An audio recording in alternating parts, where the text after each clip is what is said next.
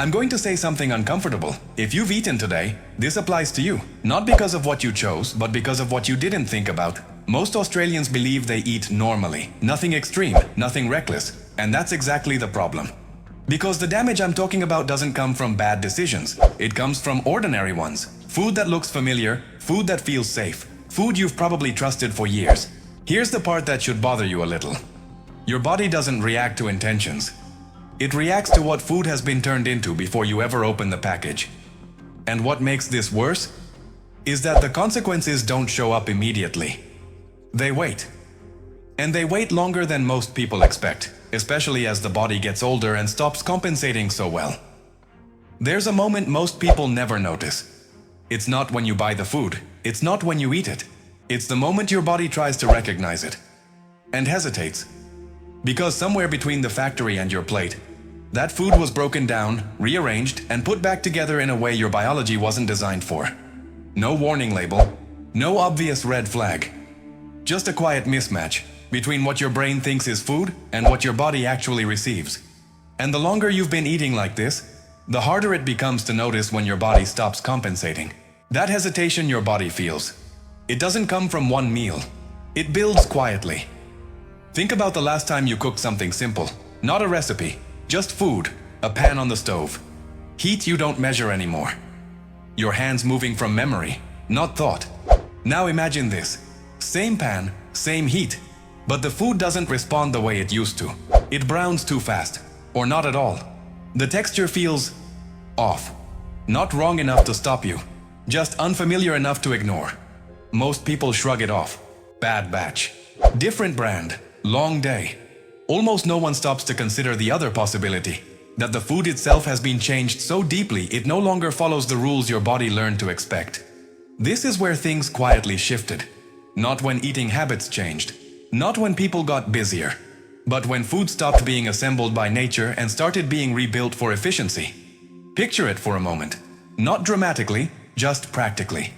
Ingredients arriving separately, oils pulled out, starches isolated, proteins stripped down to their most convenient form. Everything tidy, measurable, predictable, then put back together. Not to nourish a human body, but to behave properly on a shelf.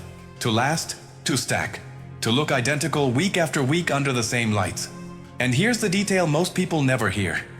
Your body doesn't respond to ingredients listed on a label, it responds to structure. To how fat is bound, to how quickly starch breaks apart, to how signals arrive or don't.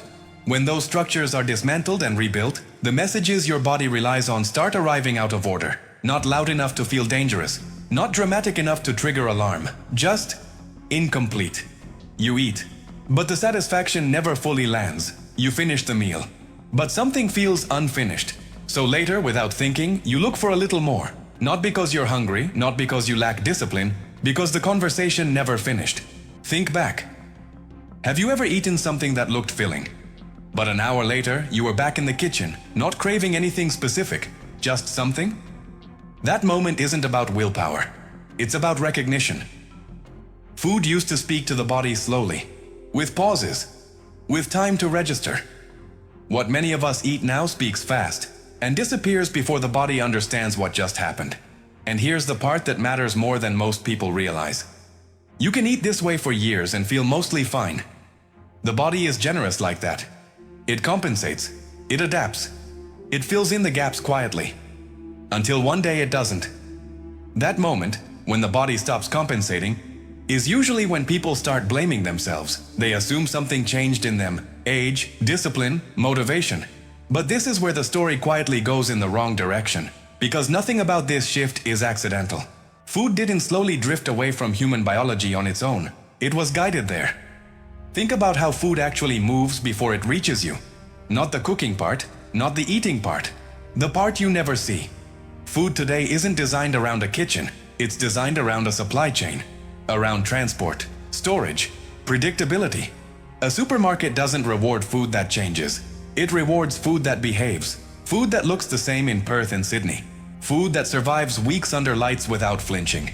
Food that stacks cleanly, scans quickly, and never surprises anyone. Real food doesn't do that very well. It ripens. It softens. It reacts to air, heat, time. That makes it inconvenient. So the system adapts, not to the human body but to the shelf. This is where the priorities quietly flip. The question stops being, how will this behave once someone eats it? And becomes, how will this behave after months in a warehouse? No one has to say it out loud. The incentives do the talking. Longer shelf life beats better digestion. Uniform texture beats natural variation. Stability beats response. And supermarkets reinforce that logic every single day. Eye-level placement. End-of-aisle familiarity. The same products week after week until they feel inevitable. When something surrounds you long enough, your brain stops questioning it. It starts to feel neutral. Not good, not bad, just food. That's the real trick. The system doesn't need you to overeat. It doesn't need you to feel sick tomorrow. It only needs you to keep choosing what fits the system best and let your body absorb the cost quietly. And because the effects are slow, spread out, and easy to dismiss, the system stays invisible. You're left negotiating with your own body, inside an environment that was never built for it, and most people never realize that mismatch until their body stops filling in the gaps for them. At some point, you turn the box around, not out of suspicion, just habit. The ingredient list doesn't shock you. There's nothing obviously alarming, but it doesn't read like food anymore. It reads like parts. Things that were taken apart, renamed, adjusted, and then put back together so they behave properly on a shelf. You don't close the box because you're scared. You close it because something quietly feels off. And most people stop there. They don't question it further. Because the box still looks familiar from the front. Let's stop speaking in general terms for a moment. Picture a normal Australian breakfast. A bowl of cereal. 2 slices of packaged bread. A flavored yogurt. Nothing extreme. Nothing you'd warn someone against. Now look closer, not at the marketing, but at what's actually there. Take cereal. Most breakfast cereals start with whole grains, but those grains don't arrive whole anymore. They're milled, heated, pressurized. The structure is broken long before you eat it. What reaches your bowl is no longer a grain your body has to work for. It's a starch that's already halfway digested. That changes timing. Glucose enters the bloodstream faster. Insulin responds sooner. Satiety hormones arrive late. This isn't opinion. This is basic metabolic physiology. The faster digestion happens, the less time your body has to signal enough. Now think about packaged bread. Modern bread is engineered for softness and shelf life. That means finer flour, added emulsifiers, modified starches. The loaf looks familiar, but it behaves very differently once eaten. Compared to traditional bread, the breakdown is quicker, the glucose response sharper. You don't feel this as pain, you feel it as shorter fullness. Yogurt is another good example. Plain yogurt digests slowly. It carries fat, protein, and structure together. Flavored yogurt doesn't. Sugar is added. Proteins are treated for consistency.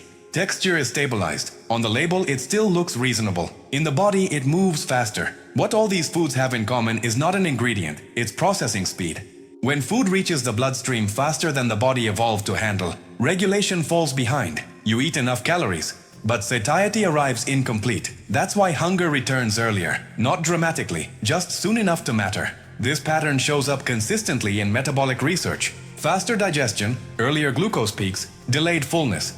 And this is where behavior quietly changes. You don't eat more because you want to. You eat more because the signal didn't land. A snack appears mid-morning, another mid-afternoon. Each one feels justified.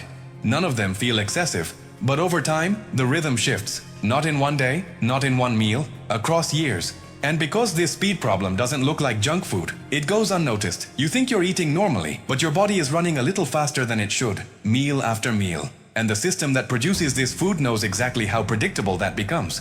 One of the reasons ultra-processed foods stay so hard to question is that the body is remarkably good at adapting, at least for a while. When ultra-processed foods started replacing traditional meals, nothing collapsed overnight. There was no sudden warning sign, no clear moment of failure. The body adjusted. Blood sugar spikes were handled. Insulin worked harder. Appetite signals recalibrated. You still felt functional. This is why so many people say, "I've eaten like this my whole life and I'm fine." And in the short term, that can be true. Ultra-processed foods don't usually cause immediate damage. They cause gradual load. Each meal adds a small demand. Each snack asks the body to compensate again, and again, and again. The body doesn't complain loudly when this happens. It absorbs the stress quietly. Hormones adjust their timing. Metabolism shifts its thresholds. Inflammatory signals stay low, but constant. Nothing here feels dramatic. You're not sick. You're not unwell. You're just slightly more tired after eating, slightly hungrier sooner than before, slightly less tolerant to long gaps between meals. These are not symptoms people report to doctors, they're sensations people normalize. And ultra-processed foods fit perfectly into that silence, because they don't break the system. They lean on it. They rely on the body's ability to buffer speed, to smooth glucose swings, to keep hunger manageable. For years, what changes over time is not the food. Ultra-processed foods stay the same. What changes is the margin. The body has fewer reserves to compensate, less flexibility in metabolic response, less tolerance for repeated rapid digestion. This is why the effects of ultra-processed foods often appear indirect. Weight gain doesn't arrive suddenly. Blood markers drift slowly. Energy declines in ways that are easy to explain away. Stress, age, sleep. The role of ultra-processed foods stays in the background, not because it's weak, but because it's consistent, day after day, meal after meal. And consistency is what slowly reshapes biology. The body can adapt to almost anything if the change is slow enough. That's not a strength, it's a delay. And delays are exactly what make ultra-processed foods so difficult to recognize as a problem, until compensation is no longer enough. Before we go on, pause for a second. Think about how often you felt hungry sooner than expected. Not starving, just earlier. Or how meals that used to last now seem to fade faster. If you've noticed that shift, even slightly, you're not imagining it. If this feels familiar, let me know in the comments. You don't need to explain anything, just a simple, "I've noticed it too." Because once you see that this pattern is shared, what comes next makes a lot more sense. For a long time, the body absorbs the impact of ultra-processed foods without much resistance.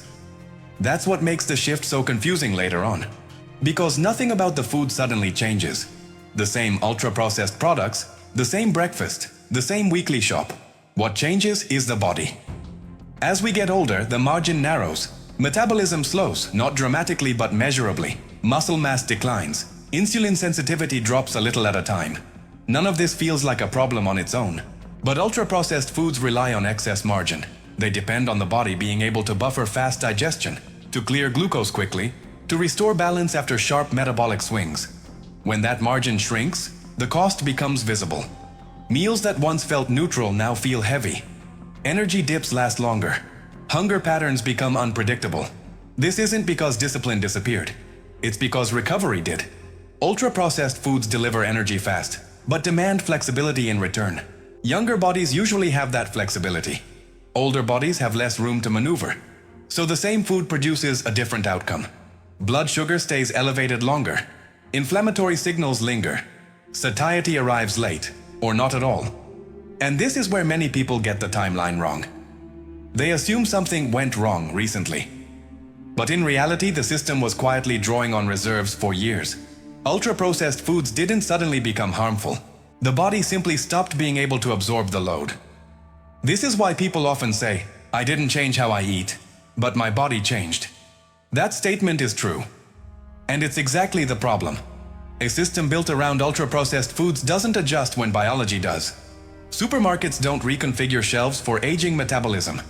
Packaging doesn't slow digestion as recovery declines. The food stays optimized for efficiency. The body becomes less able to pay the price. This is where the mismatch stops being subtle. What once felt manageable now feels draining. What once passed unnoticed now accumulates. Not because the food is new, but because the margin is gone. And once that margin disappears, ultra-processed foods stop being neutral. They become a constant metabolic negotiation, one the body can no longer win quietly. This is where the picture becomes uncomfortable, because ultra-processed foods don't just affect everyone equally. They hit hardest where the system offers the least protection. Think about who relies most on routine. People who shop the same aisles, buy the same brands, cook the same meals they've cooked for years. Older Australians. Not because they're careless, but because consistency used to be safe. For decades, eating normally worked. The same breakfast, the same lunch, the same staples. And nothing in the supermarket signals that the rules have changed. Ultra-processed foods still look familiar. They're packaged as everyday options, often marketed as balanced, heart-friendly, or convenient. The system never says, "This food behaves very differently in a body that recovers more slowly." It never warns that digestion speed matters more with age, that glucose peaks linger longer, that inflammatory signals settle instead of clearing. So people keep eating the way they always have. and the body pays a higher price. This is what makes the situation unfair. The responsibility is framed as individual choice, while the environment stays the same. Supermarkets don't adapt shelves for aging bodies. Packaging doesn't slow absorption for reduced metabolic margin. Ultra-processed foods don't come with instructions that change at 60. The system assumes resilience that no longer exists. And when older bodies respond differently, the explanation offered is personal failure. Metabolism slowed. Age caught up. You just have to accept it. What's rarely acknowledged is how aggressively ultra-processed foods exploit that slowdown. Fast digestion in a younger body is buffered. In an older body, it accumulates. Small glucose spikes stay elevated longer. Incomplete satiety leads to more frequent eating. Low-grade inflammation becomes persistent instead of temporary. None of this looks dramatic, it looks like gradual fatigue, reduced energy, a sense that food no longer helps the way it used to. And because the same foods are still sold as normal, people assume the problem is themselves. That's the quiet injustice.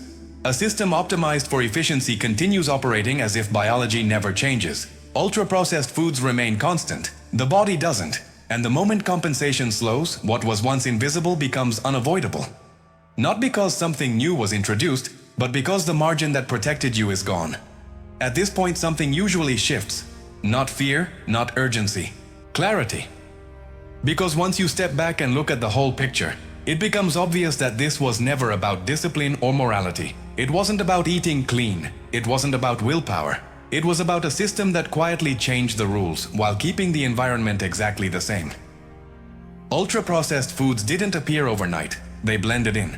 They learned how to look familiar, how to feel normal, how to fit into routines that once worked perfectly well. And the body did what bodies do. It adapted, it compensated, it carried the load without complaint, until it couldn't. That's not failure, that's biology. Once you understand that ultra-processed foods are designed first for efficiency, for shelf life, consistency, predictability, you stop asking the wrong question. The question is no longer, what's wrong with me? It becomes, what exactly am I being asked to process over and over again? That shift matters, because it removes guilt, and replaces it with awareness. You start noticing things you never questioned before. Why some foods leave you satisfied for hours and others fade quickly. Why eating the same way as always no longer produces the same result. Why the supermarket feels full of options, but strangely limited at the same time. This isn't about rejecting modern food altogether, it's about seeing ultra-processed foods for what they are. Products engineered for a system, not for a changing human body. And once you see that clearly, your relationship with food changes quietly. Not through restriction, not through rules, but through better questions. And better questions are where real change starts. This channel isn't about fear. It's about clarity. And then making better decisions inside a system that doesn't make things easy. In the next videos, we're going to get practical. We'll take real foods people buy every week. We'll look at real labels, not the marketing, but how the food is actually structured. We'll compare ultra-processed options with simpler alternatives you can actually find in supermarkets like Kohl's and Woolworths. And we'll use real science to explain why some choices digest slower, satisfy better, and place less stress on the body, especially as recovery changes with age. No extreme rules, no perfection, just clearer choices based on how the body really works. If that's the kind of help you're looking for, subscribe. Not to eat right, but to eat with awareness. Once you understand how ultra-processed foods are designed, you stop blaming your body and start seeing the system for what it is.